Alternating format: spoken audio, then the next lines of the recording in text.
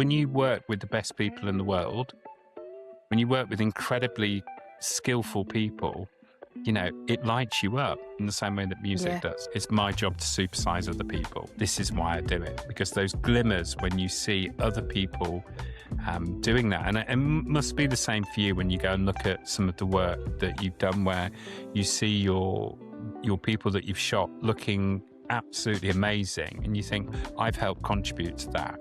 That's kind of special feeling, and that's the bit where I think, you know, if somebody doesn't care about what they're doing, you shouldn't work with them. Hello and welcome to Finding My User Manual, a podcast all about learning how to be human when no one gave you the instructions. My name is Tigz and I am an empowerment photographer based in London, UK. And today, well, I'm joined by someone incredible. We have the fabulous Richard Liverman with us today. Hi, how are you? Hello, everyone. Yeah, I'm good. Excited to see so where nice we go to with see this. You. Me too. I mean, obviously, I have a little bit of a brief idea because of the form that everyone fills in beforehand to tell me what they might want to talk about. But I think the wonderful thing about this podcast is sometimes we put things on the form and it goes a completely different direction on the actual day. So very, very happy to explore whatever comes up today in our chat. For anyone who hasn't had the privilege yet of meeting you, let me just give you your flowers. So Richard Liverman is the founder of Richer Solutions, a business mentor, brand strategist, speaker and coach who excels at helping people discover what makes them different and giving them the confidence to build something extraordinary with it. After working with some of the world's biggest brands, including Adidas, Jack Daniels, Godiva and Unilever, Richard left the corporate world to realize a dream he'd held on to for more than 20 years, creating a business dedicated to helping people think bigger, communicate more clearly, and fall back in love with themselves. Today, he combines decades of experience in strategy, branding, sales, and coaching with a refreshingly authentic, pink-hued approach that reminds us that business is ultimately about people and not just the products. Richard is also a passionate advocate for neurodiversity, working with individuals to better understand how their brain works and how to thrive on their own terms. Whether he's helping someone uncover their brand DNA, navigate a career crossroads, or simply become less boring and more amazing, his words, not mine, Richard has an undeniable ability to help people see possibilities they hadn't seen in themselves before. You are fantastic on paper, by the way. You've just rewritten my about us, my website. I like that. That's brilliant. Yeah, and just added a bit of pink in. Do you know what? So for anyone who may not know this, actually, we've worked together. We got matched up through Small Business Britain for a coaching scheme. And you sent me an email saying, oh, hi, by the way, this is me, just so you get to know me beforehand. And I took one look at your website and your socials, saw the pink, and just thought, yeah, this is it. This is the one. This is perfect. And the rest is history, I suppose, isn't it? I remember our first session when we met, and I often think, I don't always know what to expect. Then you come along, and your listeners will know who you are. Mm-hmm. But I sort of had a look at your website, and I'm somebody that I've been around creativity my entire career. I've worked in design teams, and I looked at your photography. I thought, oh, this is going to be fun. This is going to be fun. And I looked at your socials, and I was like, okay, this is somebody that understands creativity and sees the world differently. She doesn't know it yet, but we're going to be really good friends. And I could just tell that by looking at your Instagram. And here we are 12 months later, and we share many loves, I think, a passion for creativity and a passion for pink amongst many other things. I'm skipping the first question, but the first question I'm going to ask you is, have you always loved pink, or was that a brand choice? No, I've do you know, it's really funny. There's a good story behind this. I asked, this is going back 10, 12 years ago, I was working with a design agency, and I asked our creative director to bring me a pair of shoes back from the States in a size 12. I said, I'll give you the money for them. He's like, Rich, I've got no space. I'm like, you flying Virgin Atlantic? They've got loads of hand luggage. So he rings me up from New York and says, whatever I buy, you have to wear. And I said, look, I'll just give you the money. Don't worry about it. He said, no. And he bought me back the most incredible pair of pink shoes which with these incredible, I don't know how to describe them for people listening on Spotify, but they are neon pink with sort of purple roses on them with pink laces. And he never thought I was going to wear them. And I wore them. I've worn these to raves, funerals, marriages, and I loved them to bits. And I suddenly realized there was this little bit of a contradiction where people say that, you know, men should wear blue and women should wear pink. And I'm like, why? I don't really like Mm, rules. And I think rules are there to be challenged. So I've sort of been wearing these, my friends will tell you, I've been wearing Larry shoes for many, many years. And I've got about 12 to 14 pairs. No, that's not true. 16 pairs now of various, maybe I should call it 50 Shades Pink. That should be my autobiography. absolutely. I think you could Yeah, pull I that can off as roll with well. that. Yeah. But I just like the fact that it's a little bit of me going, this is why are those rules there? Why can't I wear something just because it's cool? Do you know, interestingly, if you go back far enough in fashion, also like in art as well, pink was actually a masculine color before it was ever feminine. And I Really? find that I didn't know incredibly that. fascinating that has switched over the years. How do I know that? It might be through the Underpinnings Museum and sort of looking back over sort of like historical lingerie. It might have been somewhere through my history of like art school and whatnot. But yeah, pink used to be men used to wear pink back in the olden days, like significantly I think time it's ago. really So it's just so stylish. interesting. Anyway, I'm going to ask you the one important question because we are going to go off on so many tangents Of anyway. course. If you, if you came with a user manual, what would it say on page 1? Nobody reads user manuals, so throw it away. And then if you did actually read the one page in there, it'd be like, there's no point reading this, it'll be fun. That would be it. That's it. I love that. I love that as an answer. If you're not reading the user manual, but you had to describe yourself to someone, then what would be the information that they need to know? About me and how to operate me. Handle Yeah. with care. No, maybe they should have read the manual. You should have read the manual. That should be the next one. Just send people in a loop. I'm an extroverted character. I enjoy being around people, and that's where I get a lot of my energy from. It can come at a cost, but for me, I like being around people. Uh, I'm more of a feeler than a thinker. And I think there's a little bit where I have mixed views on those personality profiles, but I do find them interesting. And when I was looking at some of my strengths, it came up as appreciation of beauty, creativity, energy, and some of those things come up really, really highly. And I was thinking about when I was listening to one of the episodes this week that you've recorded, and I was thinking, okay, how would I describe me? And I feel that extroverted side, that being around people, that big picture thinking, that creativity helped me to understand, explain, and help people through the world. What do you think is one of the biggest things that maybe you've learned about yourself recently? There's a lot going on in my head over the past few years. And one of those was, I think, getting my ADHD diagnosis. And spoilers Yeah. for anybody that's not seen The Sixth Sense.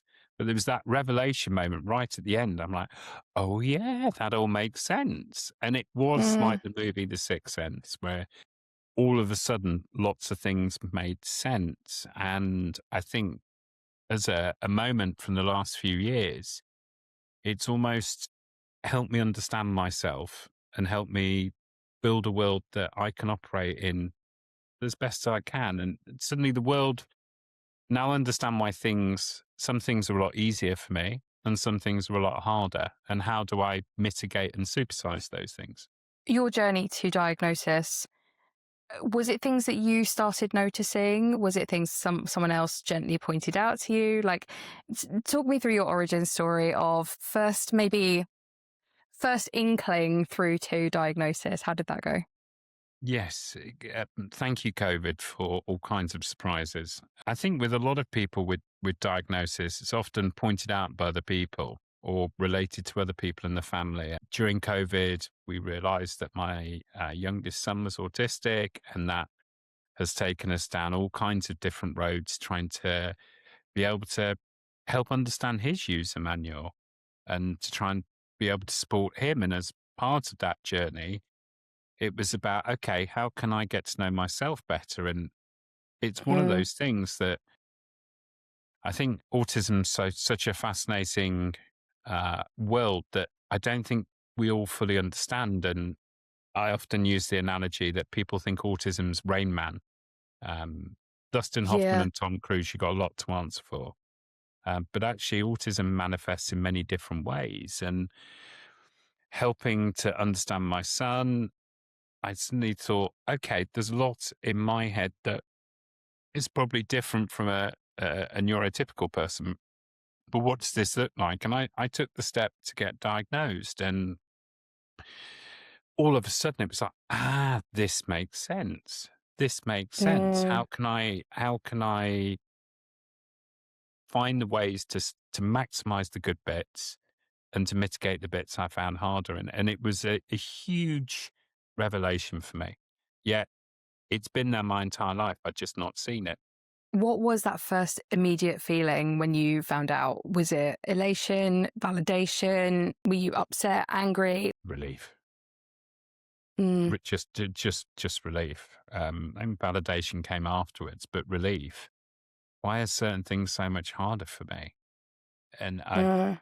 I'm not a lazy person. I work incredibly hard. But why is it so difficult for me to fill in a form? Why do certain things go around in my head over and over again? And you start recounting all of these things, and you're like, yeah, there's other people like me. There are other Yeah. people like me, and you start to put it all together, and you understand. You start to really understand who you are and find. So initially, it was relief. Oh my gosh, I am human. This is Uh-huh. not down to like a lack of work or a lack of understanding. This is my brain's wired slightly differently. And all of a sudden, sort of 40 odd years previously, started to make a lot more sense. You touched briefly in that and you said some things are harder, but you also said some things are easier. And I'm curious about what things you feel are easier for you, because I think we get so caught up in what is different or othered or lacking and the less than type of adjectives and things when we talk about neurodiversity. I agree. What are the good, like what are the easy, what comes naturally to you? What do you love? Well, before I answer that, there's an amazing piece of research going on by a doctor from Oxford University called Dr. J.D. Lee. And she's trying to help shift perceptions of autism and to support parents and young people and Mm. parent carers and young people. And her part of her research is looking at character strengths. So there's the VIA character strengths, and if you can put it in the show notes, it's amazing. Every human It on the is. planet has 24 strengths, and it's almost like a playlist. How much do you use them? And I think so often in the world of autism or ADHD, dyslexia, whatever initial words you want to use, we're told what we can't do. We're told, and we often tell kids, yeah, you're not very good at that. You're not very good at that. Or, oh, you must be really good at maths. Yeah, thank you, Rain Man. But there's that little bit where actually we have these strengths that can often be supersized or not seen. And what I like about her research is helping bring that to the fore with people, and having done it for myself, and I do it with a lot of my clients, just to help show them that they're awesome and that, something to look at. And then you asked me, what are my strengths things that I find really, really easy? And I'll always remember you surprising me last year because I was doing a Really? speech in the Science Museum Oh yeah. and you turned up, and it was a room Yes. full of people. It was like, unexpected Tigz in baggage area. Maybe you've not heard that in Tesco before, but there was that little bit where you were there and it was great. And there was a room full of people, and it was a lot of disabled and neurodivergent entrepreneurs. And I was in that room and I was just chatting to everybody, going round and round and round and just talking to lots of different people. I find networking and events like that, it's my strength. If I'm in a safe environment and if I'm in the right places, yet I know other people who were at the same event that found it really, really difficult. And there's always Mm, that little bit where put me in a room full of people and ask me to get chatting to people. I'll find that common ground. I'll find those conversations, and I take a lot from it. And it to me, it comes really naturally. I don't have to fake it. I'll just talk to people. And for me, I feel that's a little bit of a gift that I used to think was normal, that everybody could have it. They don't. They don't. And mm, it's something that, you know, I hone and I work on, because I've realized that is a real strength. Give me a microphone, ask me to talk in front of a room full of people. I can do it. absolutely you can. And you did that day, actually. Yeah. I was like, right, well, got to shout for that one. That one's an important one. And you smashed that one I for was sure. I was so touched and surprised that you were there, and I was really grateful afterwards that we got to go for a cup of tea, like somewhere quiet. I mean, we were surrounded by pink, Yes. clearly, I mean, absolutely. Yeah. Pink cafe. Absolutely. I mean, is but there it was anything better than a pink cafe and cake? no, no.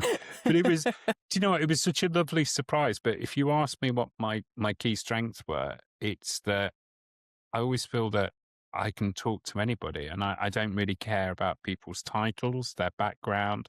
I just want to talk to interested Mm, people, and I feel that, you know, in a world of AI, that actually the ability to speak to people has never been more important. And that's something that comes naturally. I mean, deep human connection, I think, was literally filling in a press article yesterday. Someone's asked for an interview, and they were saying about why do you think what you do at the moment is so important? Why are people leaning in? And I'm like, because we're craving deep, authentic connection. Like in a world where everything is controlled by AI or an algorithm, and we're genuinely having to ask ourselves if the content that we are seeing is legitimate and true, or whether, you know, it's been digitally altered or, you know, artificially created. We are just craving something that makes us feel real and human. And it's just so important right now. And I Well, think that always, was but especially now. absolutely. And I think that was supersized by COVID, the idea for human connection. Mm, And I think it is really, really important. How can we connect with people on a human level and actually have those conversations? And it's really interesting when you look at some of the younger generation that lost 2 years during COVID. You know, somebody yeah. said to me they lost that first cigarette behind a bike shed or that snog at the school disco. Now, these are important Oh my life skills. God. I mean, I didn't do the first cigarette behind the bike shed.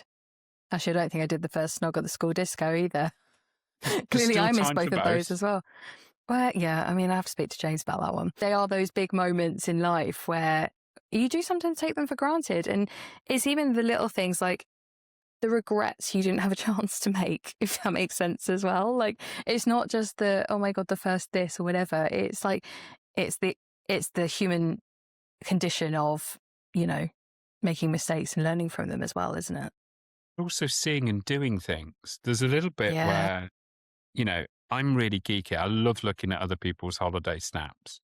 And I know from some of your experiences in Japan, you've shown me like bits with bamboo and all these other pictures. And I think, wow, it looks amazing.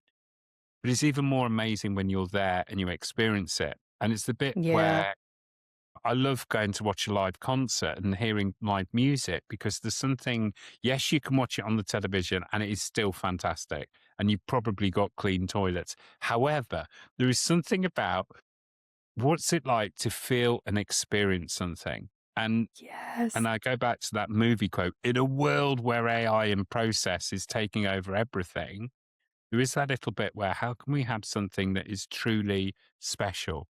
And I always find it amusing when you see on Instagram those pictures of somewhere really beautiful and a queue of people trying to take that perfect picture. And there is that little moment where actually the perfect picture's in your, like in your eyes as well. Yeah. I'm going to geek out in photography terms here, but Go there on. is a specific focal length that is, I think it's 40, it's either 42 mil or 43 mil or 45. It's around that. Somewhere between 42 and 45 mil focal length is considered the equivalent of what you see like through your eyes of the world. It's Okay. the same kind of angle, shape, distortion on the world that you would see.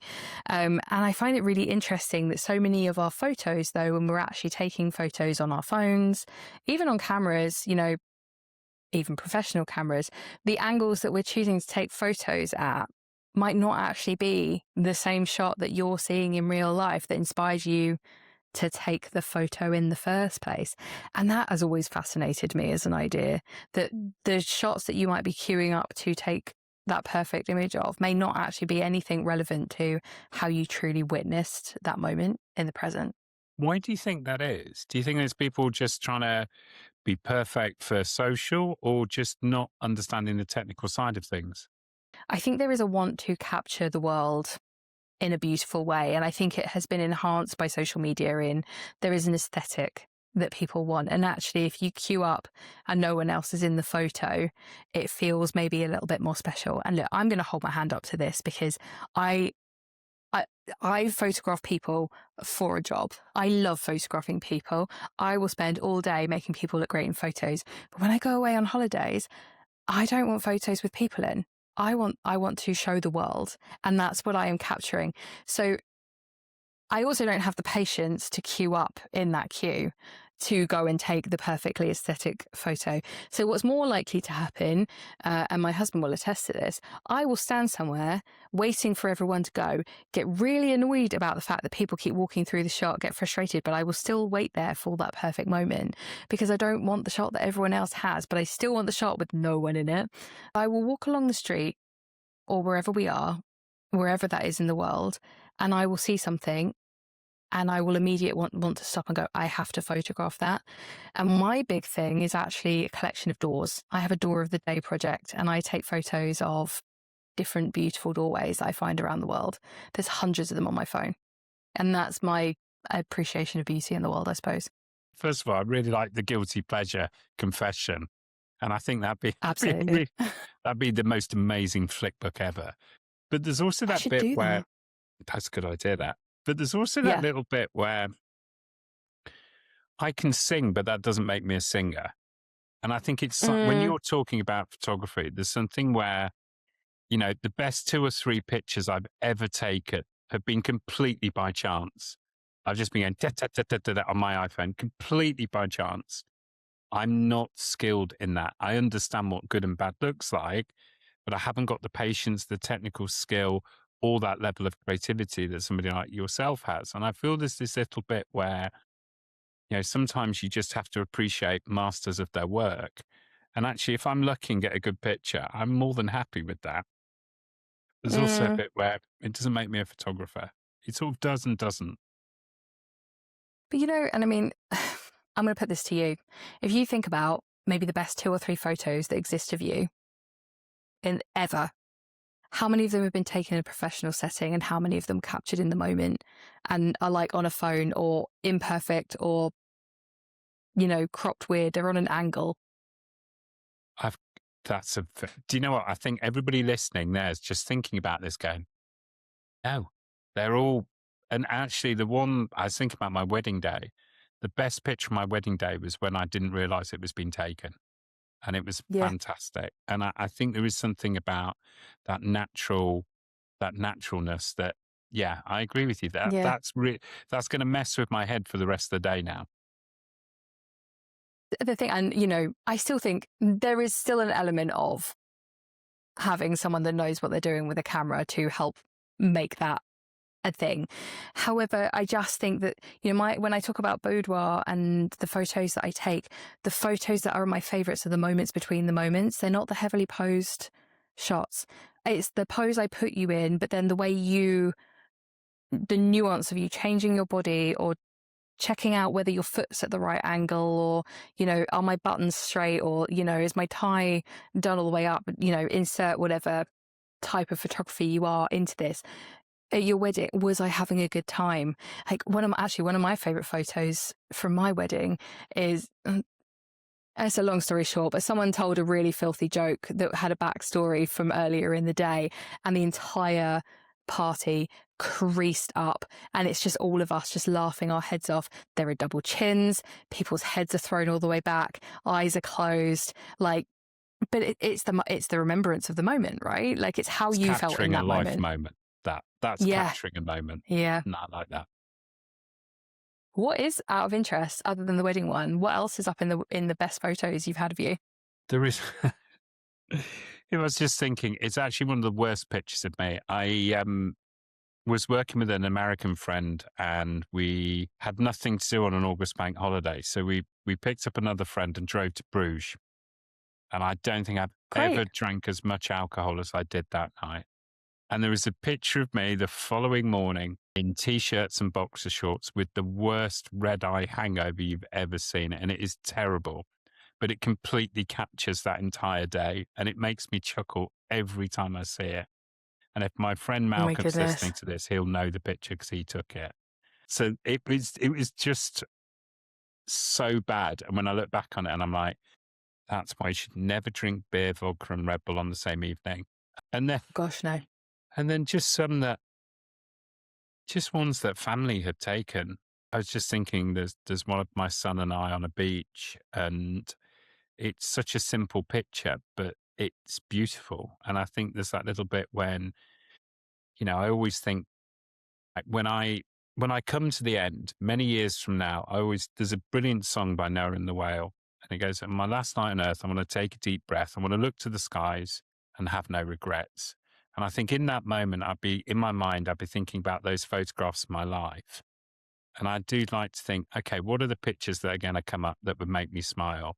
The hangover picture, the wedding picture, one of my son on the beach. They're the pictures that I want mentally going through my mind, because that's my life captured, and they're good moments.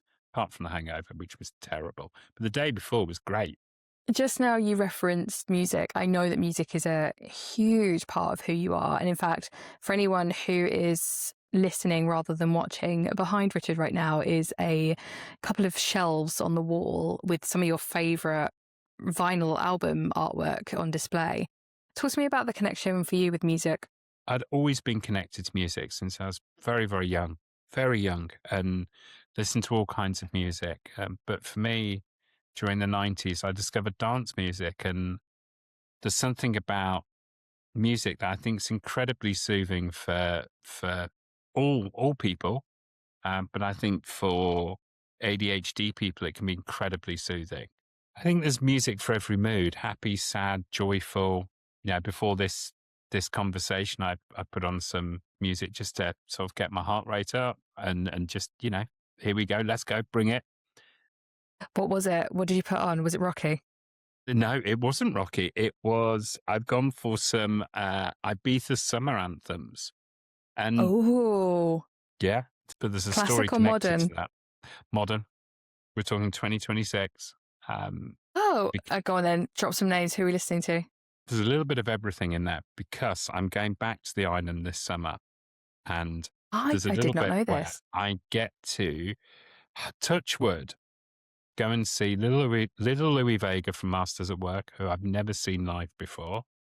Oh my I'm goodness. hoping Yeah. to see David Morales and potentially Armand van Helden. So these are people who have made incredible music. And for Yes. me, it's always like, okay, what's the soundtrack to your life? And thank goodness this is Yes. not Desert Island Disc, because I don't think I could ever cope with only 8 records.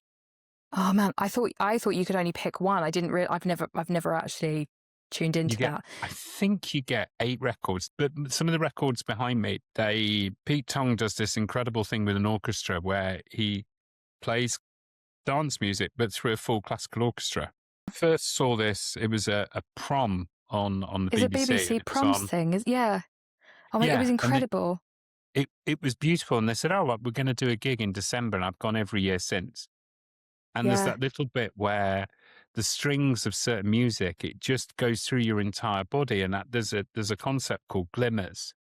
And there's something about that, almost like that judder, where something feels so amazing and the hairs on the back of your neck stand up. And for me, great music can do that. And there's that bit where, Mm, whether it's a house song, whether it's a classical piece of music, I went to my first opera a couple of years ago, which just was like, wow. But there's hmm something about music and hearing it live or hearing it. like in your ears before you go into a meeting, that for me becomes like a soundtrack to everything I do, and just find it like really inspiring, but soulful, uplifting. And, there's something there for every mood. And it's so beautiful when you have those experiences. So that's why I'm so excited about this summer, seeing some of my heroes play. Oh my gosh, it sounds like I'm imagining also from that lineup, there's going to be some super club. There's some super club action going on there, isn't there? Possibly. Yeah. Ushuaia, Pikes, and 528. I've been out a couple of times. Ibiza Rocks is usually where I end up staying. So we get the That's ones where that I'm do sort staying. of, oh my gosh, are you? Oh, have you been before? It's a rite of passage. It's a rite of passage. But yeah, I've stayed there a couple of times. So we've done that section. And I mean, they've had some incredible lineups over the times we've gone. But I went to one of the big clubs. It wasn't Ushuaia, but it was like on that same complex where that one is. If music touches your soul, like it clearly does for you and I, it's indescribable, the feeling of either with the orchestra and vibrations when you go and see a live orchestra, or like when you go to house music and you can feel that bass line going through your entire body, and then your heart rate syncs up with the beat, because a lot of house and dance music actually it's 120, isn't it, or 130? I can't remember exactly what, but basically the music that you feel most connected to is usually the one that syncs best with your heartbeat. And it's just a feeling like no other. It really is a feeling like no other. And I think there's something where I often need a release. I need a release. And for me, but that could be on a dance floor, or it could be as simple as walking the dog with some incredible music. And it's just that release, because I think, we all work very hard. We all, life is incredibly pressurized, yet music can take you anywhere in the world. It's almost like a good book or a good film. And I think there's something where the creatives and the arts, for me, is really good for my soul, and it's part of my decompression. And the idea of, my live concerts this year being those things, for me, is really, really exciting. Last year it was Pete Tong in the Royal Albert Hall and Oasis at Yeah. Wembley. It could be, there's all kinds of different things, but for me, it's about that release. And you're absolutely right. It is multisensory, because yes, you have the music coming into your ears, but I also think you have being in a crowd is a different experience. And you're right about the vibrations, and the whole, experience of it for me is wonderful. You know how people experience synesthesia? So that's like when people have like words or numbers or names, they associate a color. For me, it shows up with music in terms of I have memories that are very vivid, clear memories of my life that are linked to certain tracks. Yes, me So, too. for example, I think it's Magnetic Matter. So, I Need Air. It's a very old track. That song to me is linked to driving to my summer job between university and like just after I graduated, and it's driving to Sevenoaks where I was working. And then there is a song called T-shirt Weather in the Manor. I guess it was sort of fit nearer grime than anything else. And that song to me is linked to a specific road near my house. There is nothing special about that road. I do walk it all the time. There's nothing good to look at the moment. And for as long as I've lived here, it has been like a boarded up, like empty lot kind of space. It's just, there's not even any design on it. So it means nothing, but that song is so intrinsically linked to that road. And like, do you have any experiences of that?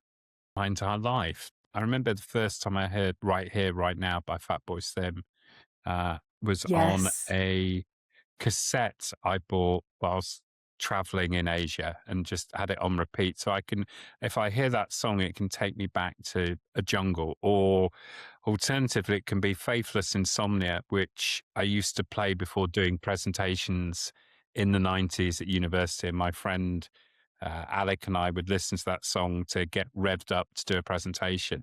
What's really funny, I still listen to that song before I'd go and deliver a workshop. And That is such a good song. it's a classic. And I had the privilege of seeing Maxi Jazz perform that. And it was with an orchestra, it was incredible. And there's all these bits where I think there was a Robin Schulz song that I went to the House of Parliament last year for the first time, and I wanted to relax before I went in, and I was walking over Westminster Bridge with that song on. Every time it comes up on shuffle, I feel like I'm on Westminster Bridge. And there's all of these little tracks that would come on and take me to certain moments or places. And you're absolutely right. Some of them can be as, I remember driving to school and Robert Miles' Children coming on the radio. And every time that track comes on, it takes me to the same country road to where I went to school. And it's absolutely, music is associated with memories, with places, but also with feelings. Absolutely. I was thinking about that when, like, because most songs in my memory bank are linked to specific places.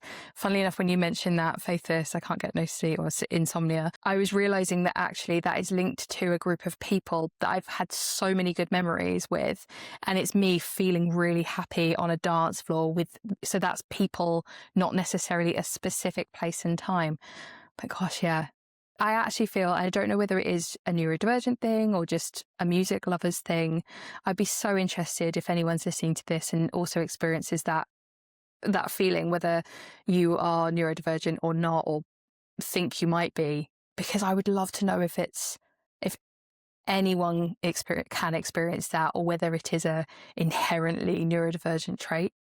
See, I'd never heard somebody else talk about it like you've just done. I just thought it was me.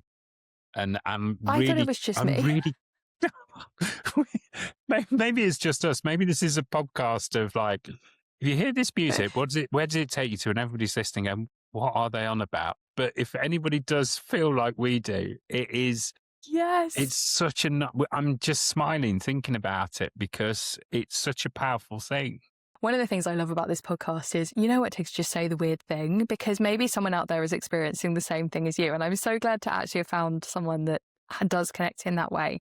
Because I hear a lot about synesthesia in terms of like colours and words, or colours and sounds. Do you know what? We should absolutely at some point make a playlist, and then we both write down what each song, like what the memory is attached to that one. That would actually be a long fun. Playlist. Yes, and don't ask either of us clearly to do Desert Island Discs, because there are far too many songs. Actually, speaking of, do you have a playlist on your phone, like one that you like your go-to playlist? Well, I'm going to open it up now you've said that. Yes. Yeah, I was going to say, how many songs are on your, because I'm going to look at mine as well. This is like guilty confessions here. So my like songs, I've only got 546. And then I've made a playlist for the summer, which has currently got on about 30, of which the song for the summer I think is called Talk to You by 54 Ultra. I can't actually see how many songs are on this list. It's giving, I tell you what though, it's 22 and a half hours long, 22 hours, 30 minutes exactly. So, I mean, if anyone wants to do the maths, at probably about an average of 3.5 to 4 minutes per song, that's a hefty playlist. That is a big one. And the irony of it is, when I look at my liked one, which is 546, is I must have narrowed it down. You must have. That feels like a very small number for you in terms of liked song. How do I find this? Because tech advise me, please. How do I find the number of things on this playlist? Are you right Spotify? At the very top. Yeah. Right at the very top of Spotify will tell you how many songs you've got. Oh, okay. 3,239. Okay. And I feel like that's narrowed it down. But I would say also that I've only been on Spotify for maybe 2.5 years, because I originally had been on Apple, and I've been using Apple Music for years, because every time you buy a phone they give you like 3 months. Amount of time on it, and we only swapped over maybe like 2.5 years ago. So that probably shows you how deep music goes for me, because that's just a couple of years worth of being on that app. But I think what's so interesting about it is that I remember when I was a teenager and into my 20s, I go record shopping. I go with a friend and we either flick through CDs or vinyl, and, just talking to my older teenager, what's a record shop? And I think there's something in a way that the joy of finding something, putting it on, listening to it, or taking a gamble and bringing it home. But then on the flip side, with the way that music's presented now, you can flick through anything you want in seconds. And Yes. I'm not Yeah. sure which is better or worse, but there is something for me that always excites me about a record shop. And, you know, even the smell of vinyl, or that little crinkle you get when you put the needle on it. Or I was trying to show my son how to rewind a cassette tape. He's like, what are you doing? Was it the pencil trick, the HB pencil Yes. with the, and like, yeah. Yeah. You had to live. That was a time. In fact, actually, I've seen some cassettes. A few bands are releasing, obviously, with vinyl cassettes, like Walkmans are coming back. Actually, speaking of, and the listening experience, one of my favorite bands, and Shikari, actually dropped a new album completely by surprise about 1 or 2 months ago. It's incredibly new. But what was so interesting about it is they did absolutely no build up. There was no launch, there was no teasers, there was no release dates, like nothing. And they dropped, and it was 1 a.m. and I was literally in the bath on my phone, and a notification came up from Spotify going, they dropped a whole new album. And because there was no teasers, there were no songs, like, you know, nothing had been picked out from that album in terms of like what's good. So I was listening to a brand new album that had absolutely no statistics on it. And it was the first album I listened to in the order that the band intended it to be listened to. And what an incredible experience. I mean, fine, it was also 1 o'clock in the morning and I was like vibing away, but it was so nice to have that experience again. I remember being in my room, and you'd go and, like you said, you'd go to the shop, you'd buy your thing, whether it was like Tower Records was the one I used to love going to. You'd buy it, you'd bring it home, you'd put it in your CD player or your vinyl player or whatever you had. You'd get the inlay out. I loved I mean, also as an artist, oh my God, did I love artwork, anything. And in fact, actually, I will 100% admit, having now got into vinyl, I am also, I do collect albums. Oh, what an album. One more time. What, does it have an inlay? Question. Very good question. But it was when you used to pick up art, you used to pick up all the artwork, and then you'd have inside you'd have the lyrics. So you'd be studying the lyrics and listening along, and you'd have a play session. Like, you would literally just, you know, start to finish, hear it in the order that it was intended. How refreshing is it to actually have that album without you're right, without the statistics. And before, the statistics would be what's number one in the charts. But I also think there's that little bit with music where discovering it can still be a joy. We've all got our firm favorites and things we listen to on repeat, but there's also that new thing that you just hear and it just like takes you somewhere really interesting. I think there's something still very, very exciting about music, and maybe the ways that we play it has changed, but that excitement of hearing something that just gets your feet moving or brings that smile to your face. I think there's something really wonderful about that. And the way music works has changed. And years ago, I worked with iTunes, and iTunes were explaining to me that what happened was a band would do a tour so they could promote an album. Yes. Now a band will release an album so they can tour because they make the money on the tours. And the whole music model's changed. Yep. It's totally changed. But I love the fact that you got to listen to the record the way the artist put it to you. And I'm not sure that's the norm. There is normally a teaser, right? Like, there's a song and they're like, we've picked this one. And especially if that one then makes it into the charts, there is a familiarity of music that kind of can also hit that dopamine. But there was something about like Tower Records. There used to be one in Piccadilly. And actually, do you know, there's one in Shibuya, which is obviously Tokyo being one of my favorite places in the world. So I've now replaced it with going there. But I used to go in on a Saturday. I used to get paid for my job at the tea room. And it was back in the days when they had like the 2 for £20 for CD or like albums. And so I was like, right, 2 albums it is this week then. Spent all of my money. I think it was literally all I got paid was £20 for the hours that I worked. And I would go and spend that immediately. And I remember when Virgin, what were the shops called? Virgin Megastore. There was one in Piccadilly. Yeah. And I remember going in. Do you remember when they got digital listening. So you could go in, put those noise cancelling headphones on, you used to scan the back of the CD, and like the ISBN or whatever would come up, and it would play you, and you could sit and listen to the whole album before you bought it. And that was novel. Like, right before you that was a die. thing. Yeah. But there's that bit where it's interesting when you talk about music and dopamine, because I do think, you can go chasing dopamine. And I think there's certain tracks that provide that. And maybe that is part of the soundtrack, is that dopamine being released through the music. Yes. And what a great way to, chase dopamine with great music. The shelf behind you, how do you decide what makes it to the shelf and what is currently on there? So at the moment we've got, there's 5 Pete Tong albums, which is all the orchestra that is, it's such a clever concept from the prompts. So you've got a full orchestra playing modern dance music. So there's the 5 albums, they're all signed. And then I have 2 Masters at Work albums from their 10th anniversary, which was silver and gold. And it's kind of a New York sound of house music. And there's some amazing vocalists on there. And that they're on there because they're absolutely beautiful. And then there's also a Ministry of Sound 30th anniversary album, which is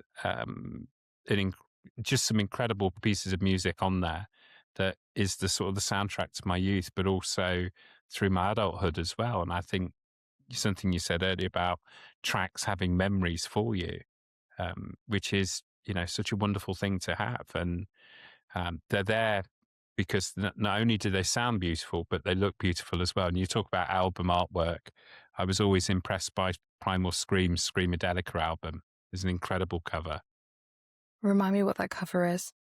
It was like the blue, yellow, red, white, black sort of Scream face, but sort of done Primal Scream style. Oh, yes. Yeah. And I had that on a t-shirt as well when I went to see them live. So it's like, Oh my goodness. there's certain album covers that become iconic, and, it becomes the soundtrack to our lives. And then there's a picture behind me, which is You've Got the Love, and it's a love heart, and it's the lyrics to You've Got the Love, which I just think is an incredible song by Candy Staton that was remixed by The Source.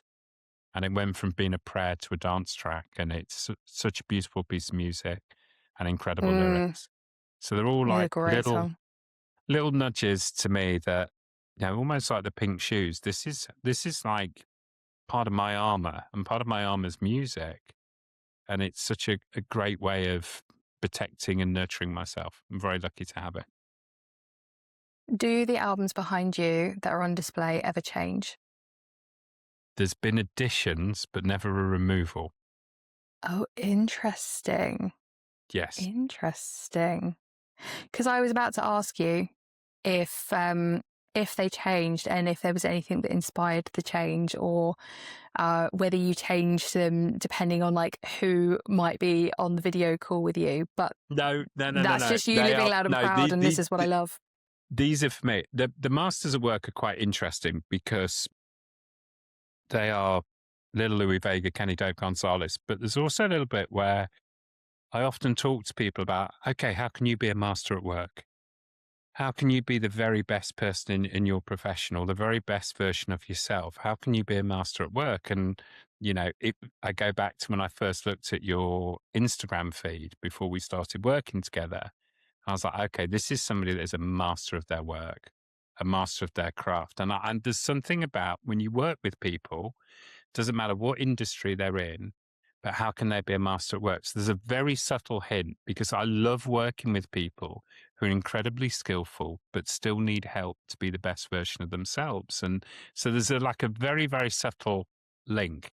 And because there's something amazing when you work with the best people in the world, when you work with incredibly skillful people, it lights you up in the same way that music does. So it's very, very subtle reference, and that's for me.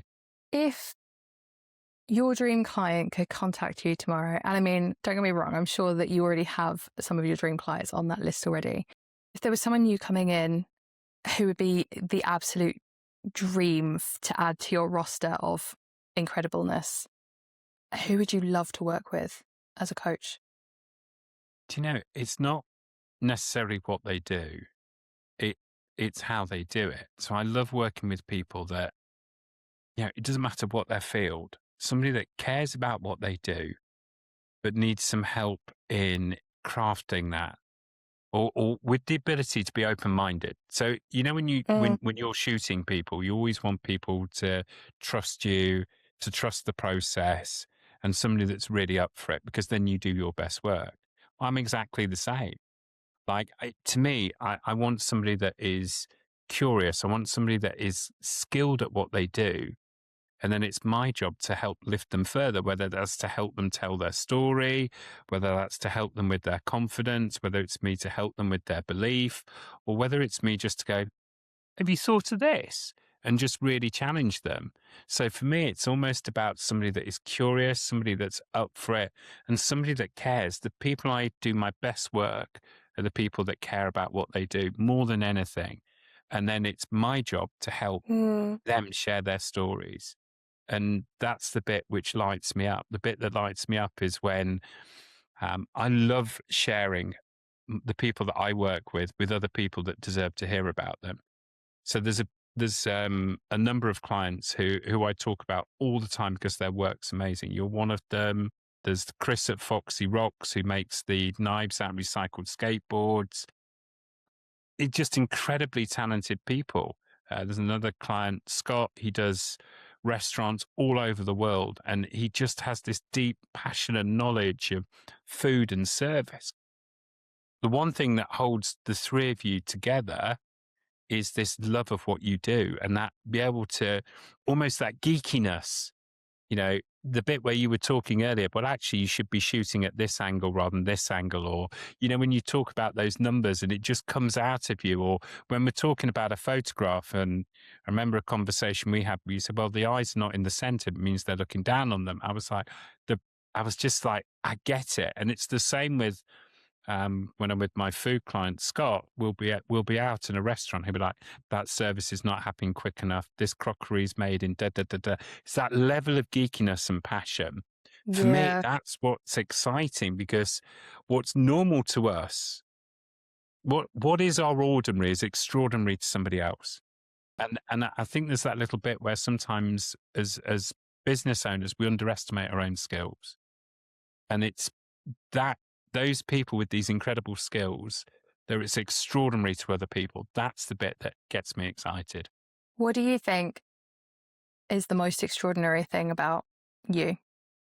And I don't want any humble brags. Like, I would love to hear what you think it is about you that makes you such and I genuinely mean this as a compliment when I'm saying it, an epic coach, because you do incredible work with people. That's almost not for me to answer, which is a complete cop-out. But it's right, confession. I ask a lot of my clients for a review on Google. And if ever I'm Yes. having a bad day, if I'm ever having a bad day, or, something's not gone right and I'm really doomed off, I'll go and read my Google reviews. Now, Google reviews are supposed to be there to help the algorithm, to help other people discover you. I found a third reason: to cheer you up on a crap day. And I'll go and read them. Yes. I don't have Google reviews. However, I will also admit to having a folder, and it's called Lovely Things People Have Said About Me on the Internet. And every time Oh, someone leaves a comment on Instagram, and it might be a post they've posted, or it might be something where they've commented on my post, and I you like can that. hit the save button and you can put it in a little folder. And sometimes if, especially those days when, you know, that feeling when you're on the cusp of a level up, but you have to go through everything's awful and I'm doing a really bad job, that then gives you the boost to go, you know what, it's time for me to level myself up. It's that, and it's trusting that process of on the way down, because the up is coming. And sometimes I just need to dip into that folder and remind myself who the F I am and why I'm doing this. And that it might have been the simplest thing. Someone has gone out of their way, taken just a minute out of their day to go, you know what, you made me feel amazing. And the power of someone taking the time to say that is so incredible. Sometimes It's it's special. also like and it doesn't even have to be paragraphs and paragraphs. Sometimes it's literally just the acknowledgement from that person that can mean the world. So Yeah. I No, don't have Google reviews, but I do have that folder. and I think that folder's a brilliant thing for you to have. The other thing that, to anybody that's listening that ever doubts themselves, go look at your work. I think we're always looking at what we're going to do next. Actually, go look at your back catalogue. And I think for me, there's something that's really satisfying is when I see what my clients are doing. When I see people doing extraordinary work, that's the bit where if you said, okay, what makes you extraordinary?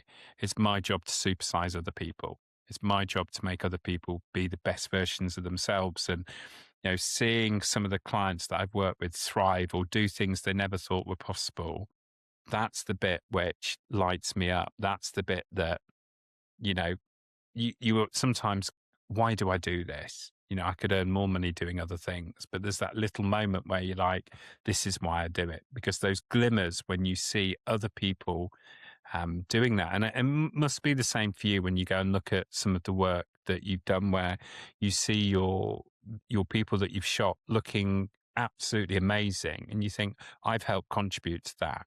That's kind of special feeling, and that's the bit where I Yeah. think, if somebody doesn't care about what they're doing, you shouldn't work with them. And there's that little bit where just think about it from a food terms. We started talking earlier about the Pink Cafe we went to. When you go to a restaurant and the food comes out and it's paint by numbers, and I always say, don't be boring. Or you go to a chain cafe. I was wondering when that was coming up. It was coming out. But It there's that made little it. bit, when you go to a restaurant or a pub and the food comes out, you're like, you really couldn't be asked. And then you can Yeah. go to another restaurant where the food might be a hole in the wall. It might be street food, but oh my gosh, it looks amazing. It tastes amazing. And when it's made with love. They're the kind of businesses that I want to work Yes. with and I want to be like. I have an exact one of those restaurants. James and I went to New York. It was the trip that we got engaged on. And we had gone on the day we got engaged, we went to this really fancy Korean barbecue place with a beautiful view over, is it Times Square? Yeah, it's Times Square, isn't it? We went there. It was great. The food was good. It looked great. I mean, the food was fine. I remember it because it was our anniversary day, though. However, a couple of days later, James and I were looking for somewhere to go and eat. I think it's still there because I looked it up. Well, I looked it up not too long ago because I was recommending it to someone. It's got such an unassuming name. There's nothing flouncy about it. You go in, the ceiling is like all luxurious red fabrics, but they're patchwork quilted together. So it looks like, the best way I can describe it is, like something that your gran put together, like a memory blanket or something. It's kind of got that vibe on the ceiling. And we went in and we were just having a chat. There were some people around us who were, really stuck into their meals, and the chef had come out and or not chef, like a maitre d' or whatever, like the person who's walking around doing the food and wait staffing, and said, oh, like, what are you here for today? Like, how's your day been? Like, sort of picked up that we were not from the local area, and we're like, oh, we're here, actually, we got engaged like yesterday or like something like that, but like we're just sharing a little bit of like what we've been doing on the trip, and just there was that connection with them. And then that connection with that then became, oh my gosh, so I think they were Italian American, and then they started coming out going, the chef's been trying out a new form of ravioli. So it was just like one piece of ravioli, what do you think, kind of vibes. And then it was just sort of like little things of like, oh, and we've tried a new little bit of this. And so as well as the meal, which obviously we were paying for anyway, there were just these little nuggets of things and that connection that was building. And then it was sort of getting towards the end of the night for them anyway. And then he comes out and he goes, there's a bottle of Prosecco, and, it's like, I had a glass gone, but instead of giving it to them, we'll give it to you. So, and it was just this amazing connection over food and the service and the whole experience of that from the most unassuming place. And that, again, will stay with me forever because of that connection. The food was also great. If you go for sure. But it was that connection with the most unassuming place and finding that in an unexpected love, isn't it? It's that made with love. And I think about, if you ask about the clients that are most interesting to work with, they're the ones that are made with love. And, that whole product, the whole proposition, And I feel there's that little bit as consumers, we're also responsible. How can we buy from the places that are made with love? Because then you have the experiences, whether it be with music, whether it be with food, whether it be with businesses, fashion, whatever it is you're into, they're the places that we should be looking to celebrate and to, champion. And one of the things that, is so fantastic is that when you work with people that you get to champion, and they're the ones that are made with love, and they're the businesses that we should be supporting. Absolutely. Well, speaking of supporting businesses, if anyone has been watching or listening to this episode and is going, hey, I actually need a business mentor, and I really like the sound of someone with pink shoes and an iconic music collection, and that feels like a perfect fit. Where are they looking for you? Where do they find you online? They can find me on my website, which is richersolutions.com. You can find me on LinkedIn, Richard Liverman. And you can find me on Instagram at Richer Solutions Global. There's a lot of pink on there. There's some good pictures. There's some less good pictures. Tigz can be the judge of that. And I'm always up for working with people that, care about what they do and need some support, whether it be scaffolding for themselves, scaffolding for their businesses, helping explaining who they are, and people that just want to go on a crazy journey and help them be the best version of themselves. My job is to be part of their scaffolding, and I'm very lucky to work with people that, light me up, and it's my job to light them up. Absolutely. And I will personally put my name as a recommendation. Richard is an incredible coach, and it's an absolute privilege to be able to work with you and to spend some time with you today and talk about some of the stuff that we don't actually get a chance to speak to. I feel like I've learned so much about you in this because, most of the time we're ending up talking about me. But yeah, thank you. It's such a privilege to have a little insight into more of who you are and your music collection and everything that makes you a fantastic human. If anyone has been watching at home, please do feel free to reach out if you feel inspired to do so. Reach out, give us some follow, send us some DMs, do all the things that let us know that you appreciate the content that's being put out there. I will be back next week with another episode. Until then, thank you so much for tuning in. And don't forget, you're not broken, you're just finding your user manual.